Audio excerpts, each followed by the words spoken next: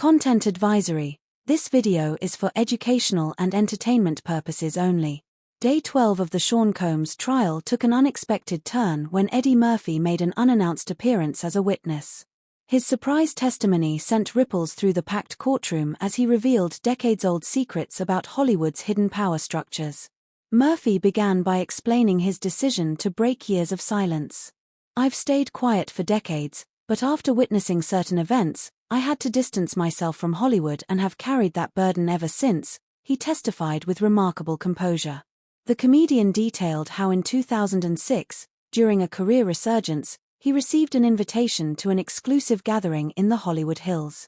These private parties, hosted by Combs, were notorious industry networking events where phones were confiscated and cameras banned under the guise of creating a safe space for honest conversation. "What I witnessed that night changed everything for me," Murphy continued, his voice steady but weighted with years of suppressed emotion. "I realized that success in Hollywood often came with a price that went far beyond talent or hard work. There were unspoken rules, invisible hierarchies, and compromises that many felt pressured to make." The courtroom atmosphere grew increasingly tense as Murphy described the psychological manipulation he observed, how promising young actors and musicians were gradually drawn into a web of dependency and obligation.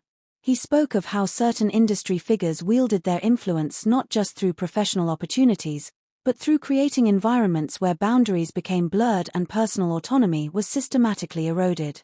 Defense attorney Sarah Chen objected multiple times, arguing that Murphy's testimony was based on observations rather than direct evidence. However, Judge Martinez allowed the testimony to continue, noting its relevance to establishing patterns of behavior and industry culture. Murphy's most striking revelation came when he described his decision to step back from certain Hollywood circles. "I watched talented people lose themselves," he testified. "I saw how the promise of fame and fortune could be used as leverage against basic human dignity.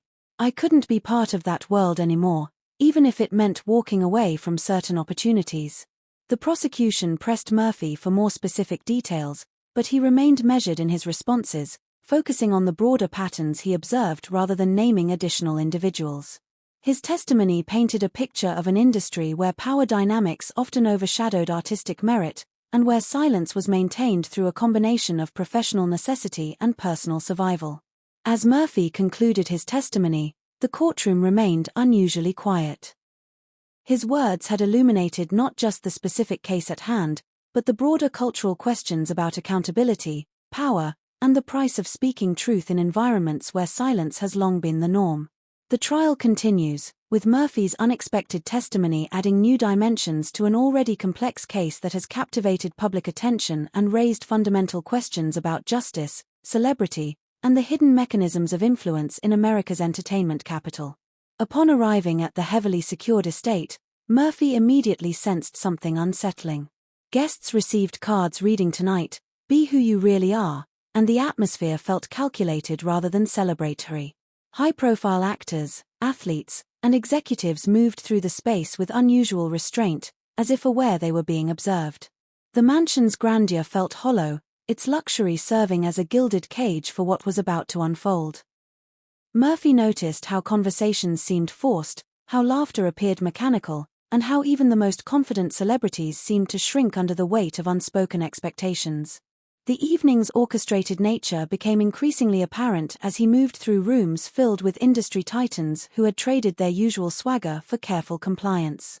Security personnel positioned throughout the estate weren't there to protect guests from outside threats, they were there to ensure nothing that happened inside ever reached the outside world. The message was clear: what occurred within these walls operated under different rules, governed by different moral codes than those that applied in the daylight world of public appearances and carefully crafted personas. During his encounter with Combs, Murphy was allegedly shown through the mansion while hearing cryptic comments about various guests and their career dependencies. The host spoke with casual authority about who owed what to whom, painting a web of obligations that extended far beyond simple professional relationships. Each story shared was both a revelation and a warning, a demonstration of how quickly success could become leverage, and how fame could transform from achievement into vulnerability. The most disturbing moment came when Combs stopped at a closed door and suggested Murphy could choose between remaining funny and broke or leveling up through participation in undisclosed activities. The ultimatum was delivered with chilling matter-of-factness, as if moral compromise was simply another business transaction. The choice presented wasn't just about career advancement, it was about fundamental identity and the price one was willing to pay for belonging to Hollywood's most exclusive circles. Murphy recounted being led to a back room with other celebrities, including what he claimed was another prominent figure from the industry. According to his account, guests were presented with disturbing challenges involving consuming unusual substances as tests of their commitment to advancing their careers within the industry's inner circle. The room itself seemed designed to break down resistance, its atmosphere thick with peer pressure and the implicit threat that refusal would mean professional exile. The substances represented more than just physical consumption, they symbolized the complete surrender of personal agency to industry demands. Those who participated weren't just compromising their health, they were symbolically consuming their own autonomy, digesting their independence in exchange for promises of greater success and insider access. Murphy watched as successful individuals he had respected grappled with choices that challenged everything they claimed to stand for. The peer pressure was immense, amplified by the presence of industry gatekeepers who held the power to make or break careers with a single phone call. Yet in that moment of ultimate testing, Murphy found clarity in his convictions. He refused to participate and left the gathering, telling Combs he was a man of God who wouldn't compromise his values.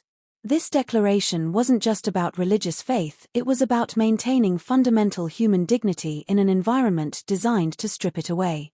His words cut through the manufactured atmosphere of inevitability, asserting that some things remained non-negotiable regardless of the potential consequences. Walking away from that mansion, Murphy understood he was likely closing doors that might never reopen. But he also recognized that preserving his integrity was worth more than any role, any connection, or any amount of money the industry could offer. His choice became a powerful statement about the possibility of success without compromise, even in an environment where such principles seemed increasingly rare. The experience would forever change how Murphy viewed Hollywood's power structures, serving as a reminder that true strength lies not in what one is willing to do for success, but in what one refuses to do, regardless of the cost.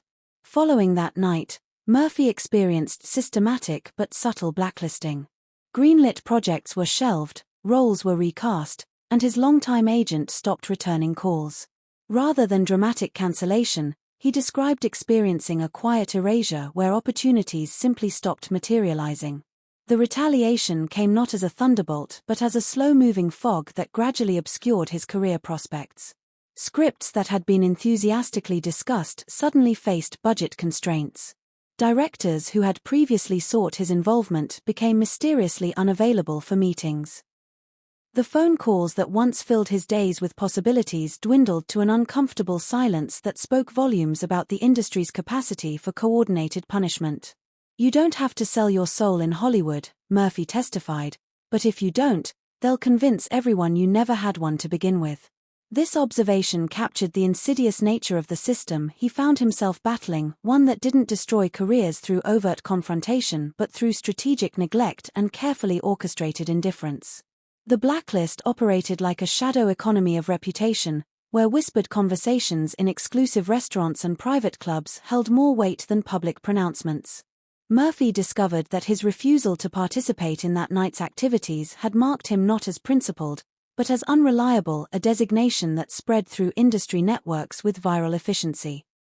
He explained how this blacklist operated through whispers rather than official declarations, with industry executives quietly labeling non-compliant individuals as not aligned or difficult.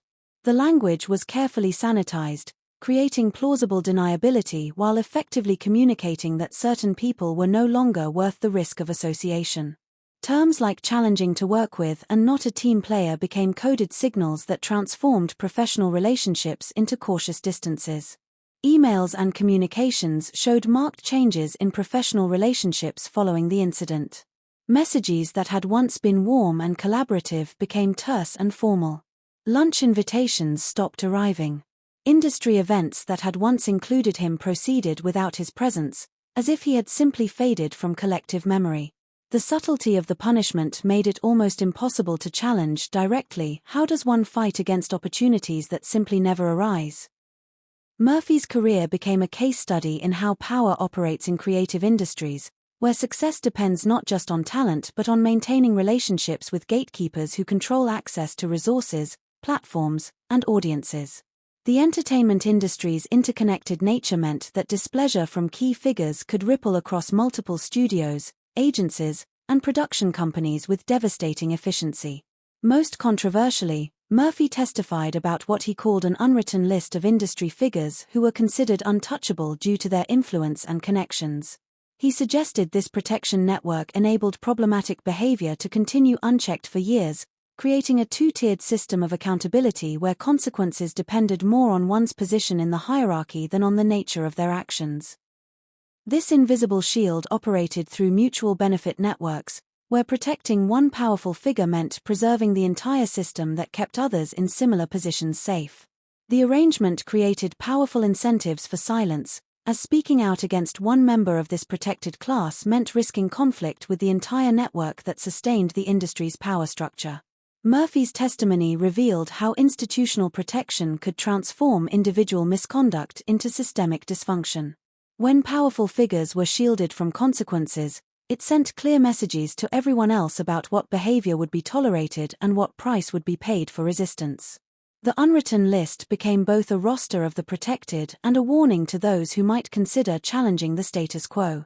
The impact extended beyond individual careers to shape the entire culture of the industry. Young actors, writers, and directors learned quickly that success required navigating not just creative challenges but political ones, where moral positions could become career liabilities and speaking truth could be more dangerous than remaining silent.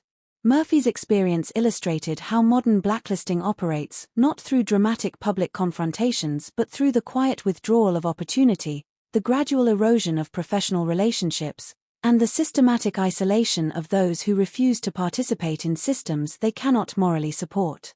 The emotional weight became evident as he described the personal toll of his exclusion. He spoke of periods of isolation, depression, and guilt over not speaking out sooner. His family and faith became crucial support systems during this difficult period.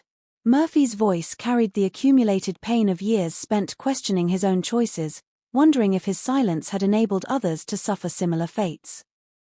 The sleepless nights, the self-doubt, the moments when he questioned whether standing on principle had been worth the personal cost, all of it poured out in measured, careful words that revealed the human cost of moral courage in an industry that often punished it.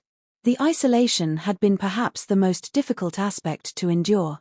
Former colleagues crossed the street to avoid awkward conversations. Invitations to industry events stopped arriving entirely. The vibrant professional community that had once surrounded him gradually dissolved, leaving him to confront the reality that his career success had been built on relationships that proved surprisingly fragile when tested by controversy. Depression had crept in slowly, disguised at first as creative frustration or temporary career doldrums. But as months turned to years and opportunities continued to evaporate, Murphy found himself grappling with profound questions about his identity, his worth, and whether his principles had been worth the price he was paying. The entertainment industry's rejection felt deeply personal, challenging not just his livelihood but his sense of self-worth. The guilt over not speaking out sooner weighed heavily on his conscience.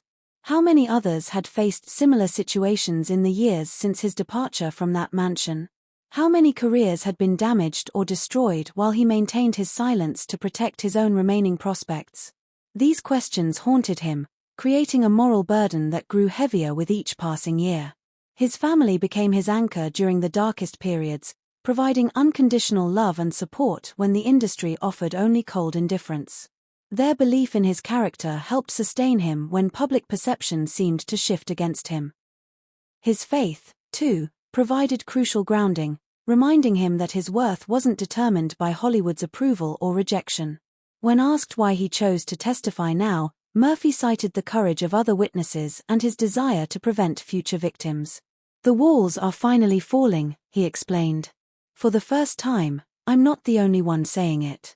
The emergence of other voices had transformed his isolated experience into part of a larger pattern, providing both validation and courage. seeing others step forward with similar stories, had broken the spell of silence that had protected problematic behavior for so long. The individual testimonies, when combined, created a mosaic of truth that was impossible to dismiss or discredit. Murphy's decision to testify represented not just personal courage but strategic timing. The cultural moment had shifted, creating space for stories that had previously been dismissed or ignored. The #MeToo movement, increased awareness of power dynamics, and growing skepticism toward institutional protection had created conditions where his testimony might actually be heard and believed. Murphy concluded by characterizing Hollywood as a system that runs on submission rather than talent, rewarding obedience over integrity. He urged the jury to reject the pretty lie in favor of uncomfortable truths. This characterization struck at the heart of what he saw as the industry's fundamental dysfunction, a system that had evolved to prioritize compliance over creativity, loyalty over excellence, and silence over justice. The pretty lie he referenced was the romanticized version of Hollywood that the public consumed, where talent alone determined success and where dreams came true through hard work and perseverance. The uncomfortable truth was far messier. An industry where success often required navigating complex power dynamics, where speaking out against wrongdoing could end careers, and where protection was afforded based on influence rather than innocence. Murphy's testimony challenged the jury to see past the glamorous facade and confront the systemic issues that enabled abuse and silenced victims. The surprise testimony created immediate drama, with reporters scrambling to cover the revelations and legal teams requesting sidebars. As Murphy left the witness stand, the courtroom remained in stunned silence, processing the implications of his revelations about Hollywood's alleged hidden power structures and the price of resistance within the entertainment industry's elite circles. The ripple effects of his testimony would extend far beyond the courtroom, potentially reshaping public understanding of how power operates in creative industries and inspiring others to share their own experiences of industry retaliation and systemic dysfunction. Murphy's courage in breaking his silence had opened a door that might prove impossible to close, signaling a potential shift in how the entertainment industry addresses issues of accountability and abuse of power.